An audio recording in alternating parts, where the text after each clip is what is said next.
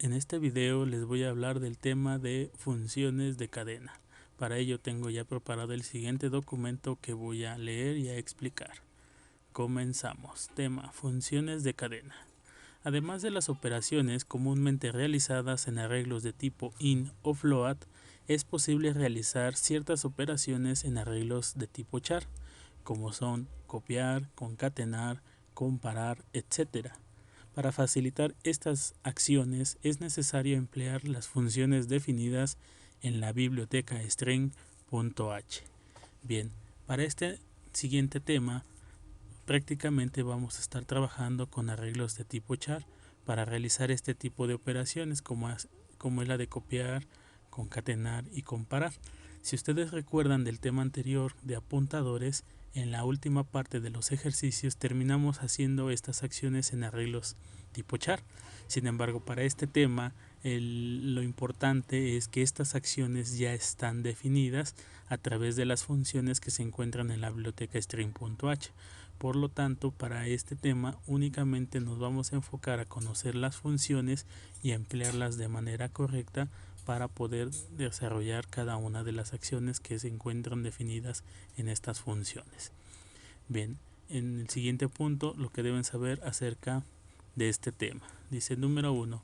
Incluir la biblioteca string.h en la cabecera del programa.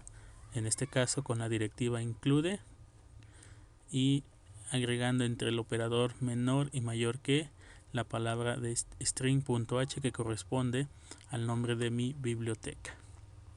En el punto número 2 dice: la biblioteca string.h incluye más de 20 funciones. Algunas de estas son, y bueno, aquí se mencionan algunas de estas funciones, de las cuales solamente me voy a enfocar a emplear 4, que son las 4 que desarrollamos en el tema de apuntadores. La función para copiar, la función para concatenar o unir dos cadenas, la función para comparar y la función para calcular la longitud. En este caso, bueno, la sintaxis para su implementación es importante. En el caso de string copy, dice copia la cadena contenida en S2 a S1.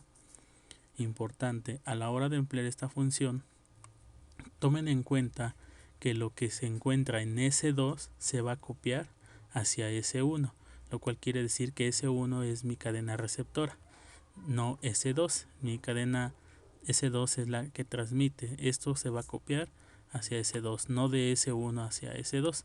En el caso de nuestra función que desarrollamos en el tema de apuntadores, se copiaba de este campo al segundo campo. En el caso de la función desarrollada en la biblioteca string.h, consideren que es al revés. Lo que contiene el segundo campo pasa al primer campo. La siguiente función es la de stringcat y sirve para que se añada al final de la cadena S1 la cadena S2, o sea, juntar dos cadenas. Lo que tiene S2 se va a juntar al final de lo que contiene S1.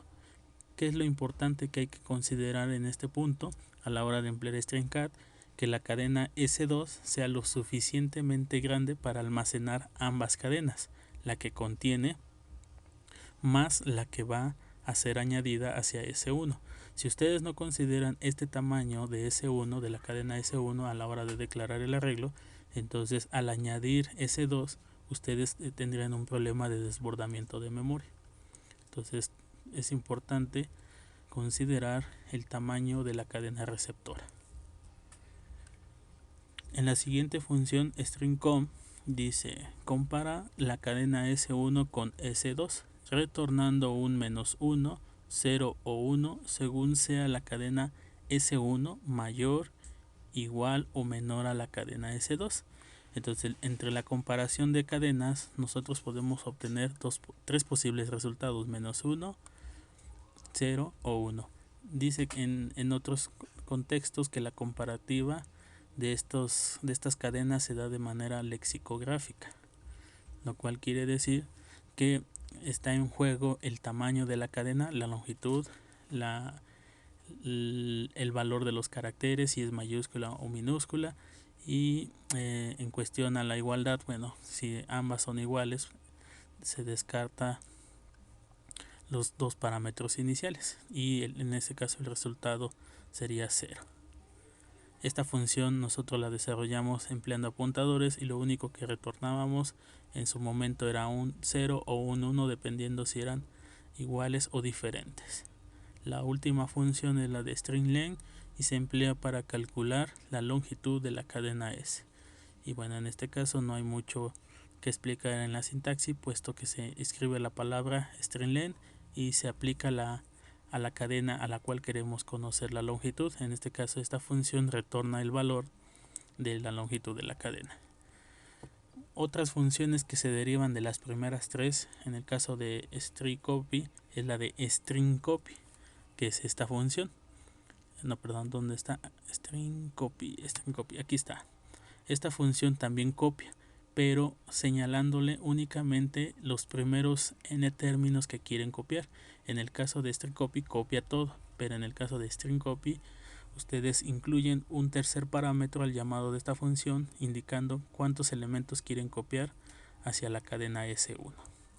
De la misma manera, stringcat tiene una segunda función que se deriva de ella, es stringcat con n, y de la misma manera se añade únicamente los n elementos que ustedes le indiquen como tercer parámetro al llamado a esta función. En el caso de stringcom, la función que se deriva de ella es esta con i, stringcom, y en este caso la comparativa entre cadenas al emplear esta función no importa si está escrita con mayúsculas o minúsculas, mientras diga lo mismo para ella será la misma o serán iguales las cadenas. Entonces muchas veces se escriben con minúsculas y por alguna razón escriben con mayúsculas. Si ustedes emplean esta función les marcaría que las cadenas son diferentes, pero si lo hacen con el uso de esta función con i, si escriben con mayúsculas la clave y la interna es con minúsculas, para esta función serán iguales. Bien, estas funciones son las que vamos a estar empleando para el desarrollo de los ejercicios que se muestran en los siguientes videos. Así que bueno, vamos a continuar con el punto número 3. En el punto número 3 dice: la inicialización de un arreglo char puede realizarse de dos formas y siempre finaliza con el carácter nulo, que indica el final de la cadena. Este punto lo habíamos mencionado cuando trabajamos con apuntadores, sin embargo, bueno, lo volvemos a repetir como parte de este tema. Y aquí vemos nosotros cómo podemos inicializar un arreglo de tipo char de manera individual, carácter por carácter. Dentro de el ámbito, nuestras llaves, vamos a agregar cada uno de los caracteres empleando comilla simple y separado por coma, y al final considerar nuestro nulo, que es la referencia de fin de la cadena. Esta es la forma de inicializar, una de las formas para inicializar un arreglo char, y la segunda y la más práctica sería empleando en modo de cadena. En este caso no utilizamos el ámbito de las llaves y colocamos simplemente entre comillas la palabra y al final nuestro nulo, nuestra referencia de fin de cadena.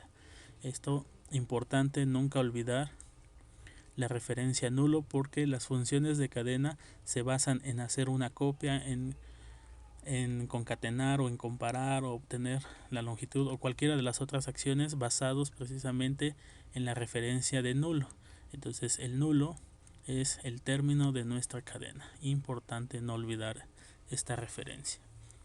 En el punto número 4 dice: la captura e impresión de una cadena se facilita con las funciones get y put definidas en la biblioteca stdio.h.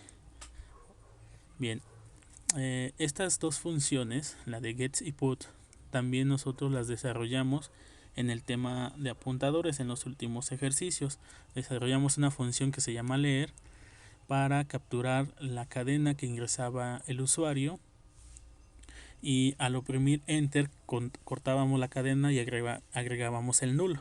De la misma manera se programó el retroceso para poder borrar la cadena y retroceder el apuntador. Todo ese procedimiento que hicimos anteriormente para apuntadores no es necesario hacerlo en el tema de funciones de cadena, puesto que existe una función que permite capturar cadenas y esta función es get.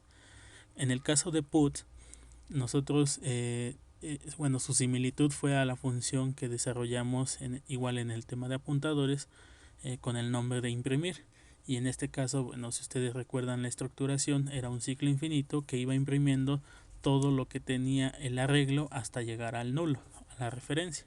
Bien, este desarrollo no hay que considerarlo, puesto que la función puts nos va a permitir imprimir una cadena.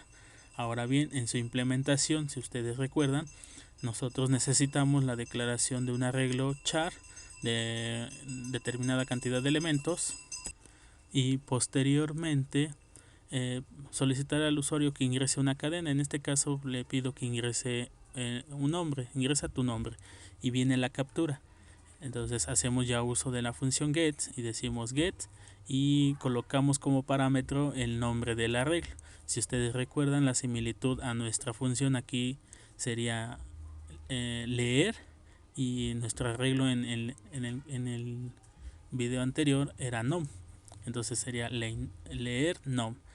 Para el caso aquí ahora nuestro arreglo se llama nombre y nuestra función que vamos a emplear es get. Entonces quedaría implementado de esta manera. Y en el caso de querer imprimirlo almacenado en nuestro arreglo, pues ahora utilizamos puts y ponemos puts y el nombre del arreglo. Entonces de alguna manera hacer uso de estas funciones va a facilitar nuestra captura y nuestra impresión de datos que se encuentran almacenados en nuestro arreglo. Bien, parece ser que esto es lo más importante de nuestra teoría acerca de funciones de cadena. Vamos a pasar al compilador para desarrollar algunos de estos ejercicios propuestos para manejar y comprender este tema. Pasemos a los ejercicios y a nuestro compilador para el desarrollo de los problemas propuestos.